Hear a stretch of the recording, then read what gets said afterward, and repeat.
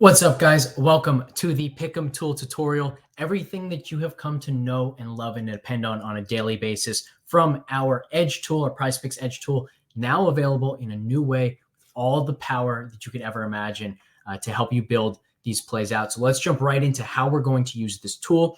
You'll see it's set up pretty similarly to what you're already accustomed to. If you have used the Edge tool, we have everything sorted by our 3-star rating system. So Jalen Duren, more than 12 rebounds, is going to be one of our favorite picks here. Let's go ahead and add that right away. You can see we have this estimated to be correct 67.3% of the time.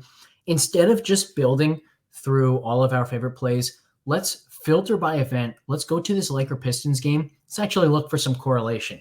I'm going to theorize right away that if Jalen Duren is getting all of the rebounds, maybe Anthony Davis is going to have an even harder time grabbing the rebounds that he's expected to have than we have him projected for. You'll see right down here, Anthony Davis, fewer than 11.5 rebounds, one of our favorite picks as well. I'm going to go ahead and add that. We have that at 65.7% to be the case.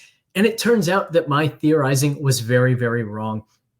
Correlation bonus -0.4%. So what exactly does that mean? Well, the way we're calculating this win probability of 43.8% is that we are simulating all of the games 10,000 times, and we are finding that within the 10,000 simulations of this specific Lakers-Pistons game, Duren gets more than 12 rebounds and Davis gets fewer than 11.5 rebounds 43.8% of the time. That's 0.4 percentage points less often than we would expect if these two things were independent of one another. That's where that correlation bonus comes in. You're rarely going to see a correlation bonus get too far from zero in the NBA. There just isn't a ton of correlation. If, on the other hand, we were looking at the NFL, maybe you were looking at Joe Burrow and Jamar Chase. Burrow to get more than his pass yards projection, Chase to get more than his receiving yards projection. Maybe you think both of those are only 50% likely to happen. Then you would expect both of those things to happen 25% of the time if they were independent of one another. Obviously, if they're not, maybe our simulations would instead show that that happens at the same time 35% of the time, where they both get more than their projections. 35% minus 25%, that would equate to a 10% correlation bonus. That's how that gets calculated. And the other thing to note there is, look, sometimes you're going to disagree with the projection, right? I'm going to disagree with our projections a lot of the time as well. Maybe you're looking at that and you think, you know what? Maybe our model shows T. Higgins is actually the receiver who's more likely to go higher than his PrizePicks receiving projection. Maybe you disagree with that. Maybe you think it's Jamar Chase. Well, one of the ways that you can use this tool is to look at both. Pair Burrow with Chase, pair Burrow with Higgins. Look at the correlation bonus. What you might find is Jamar Chase, he's the big play guy, the explosive play guy. Maybe he is therefore more correlated with Joe Burrow. And now you can say, you know what? Even though I disagree with this projection, the tool is still telling me that it's better to pair Burrow with Chase. So now that I already am the one who believes that it's Chase that I want to pair, I can really follow my own intuition with a ton of confidence, knowing that that's the better pairing. Because even if their projection is correct and mine is wrong, that the correlation is still worth it to go with Chase. So you can use this tool in a lot of ways. You don't have to just do exactly what it's telling you to do. You can use it just to help you learn and about like certain combinations and what's better, where's the correlation, where isn't it, all that good stuff. But let's return to this 2-pick play right here, Duren and Davis, and let's add something else, because we have also this 31% expected value here, which I think we can do better than. Expected value, if you're not familiar with it, what this means is your expected return on investment is 31%. So for every $10 that you would put down on a play like this, you would expect to make about $3.14. I think we can do better than that. Let's go ahead. Let's add D'Angelo Russell, more than 1.5 turnovers real quick. And we see that 62.7% hit, and it increases the power play expected value to 37.5. Not everybody is going to prioritize expected value. Not everyone should. We're all in this for different reasons. Maybe you want to win more frequently. You're a little bit risk averse. Maybe you're just here to have fun. And it's more fun to win plays. So maybe you just want to lose as infrequently as possible. What I would suggest is notice this flex play expected value is all the way down at 12%. If you want to lose less frequently, don't just go to the flex plays here, where if you're not sure about what a flex play is, the 3-pick power play on PrizePicks pays out at 5-1. You can slash the payout if you get all 3 correct to plus 225 if you want to go to the flex play. And what that will do is it also means if you only get 2 of the 3 correct, you still get paid out at plus 125.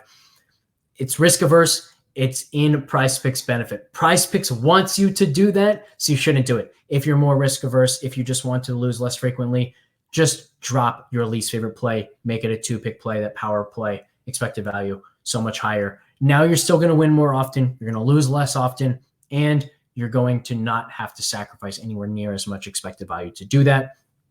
Personally, though, I love the expected value, so I think we can do a lot better than this. I don't ever play 2-pick and 3-pick plays, and the reason for that is let's go ahead. Let's add Asar Thompson more than 6.5 rebounds. The interesting thing here is, notice we only have him at 54.7% to get more than that 6.5 number, which is not something that we love.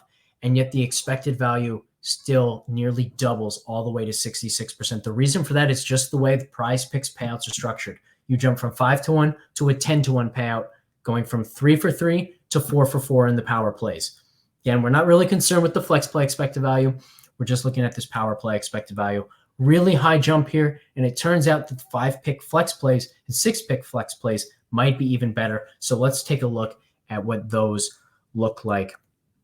We're going to get out of this game. Obviously, we don't have to build within just one game. I remember seeing Bam Adebayo near the top. So let's go ahead to this Bucks game. We're going to add Bam Adebayo more than 10.5 rebounds. You'll see the flex play jumps to 88%. This is a really strong play. We can even try to, grab some more correlation here. If Bam's grabbing all these rebounds, maybe that's because Giannis is missing shots and not scoring as often. So let's go ahead. Let's add this other one that our model really likes, Giannis to get fewer than 30.5 points.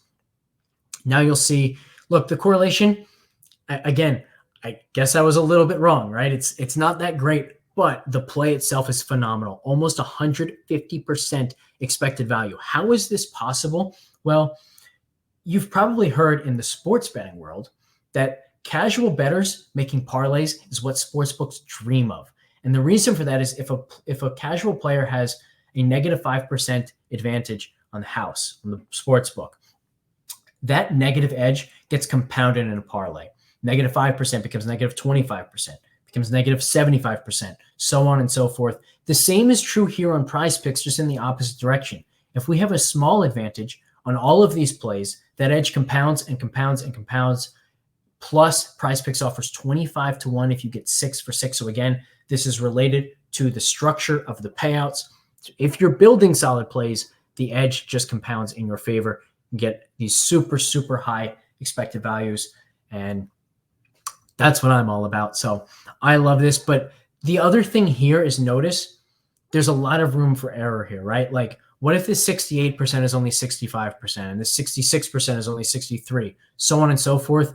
There's so much room here where you can be so confident that you are getting positive expected value on all these bets, all these parlays, or all these plays, I should say, on PrizePicks, just combining all of these, having so much fun along the way. So like I said, use this tool not just to blindly follow it, but to just to have fun building. The process of building these plays can be half of the enjoyment. Of course, most of the enjoyment is actually watching the games, watching these players all get there and getting that great payout at the end of the night. But building it is just as fun. It's part of why we all love drafting and fantasy drafts, all that thing, right? So let this tool be a huge part of your process. If you're not already a subscriber, you will get access to this tool pretty much the same way that you have access to the Edge tool currently. You will see the rating system. You will not be able to build any plays. You will not be able to filter throughout all of this. But you can still use this tool just for the rating system if you'd like. You can also just kind of envision how you would build plays if you became a subscriber. Hopefully, eventually, you'll make the jump to exactly that and enjoy this tool as much as we are going to. Thank you, everybody, for tuning in. One final note. Once you have a play that you really enjoy, you think, you know what, this is all ready to go, you can just hit either of these two fancy buttons down here. It'll take you right to PrizePicks. It's not going to have that play built in for you once you get there. That'd be quite a trick if you were able to pull that off, but it will take you right there. So whether you are already an active user with an account on PrizePicks or not, it will take you right to where you need to be. Thanks again, everybody, for tuning in. We'll catch you next time.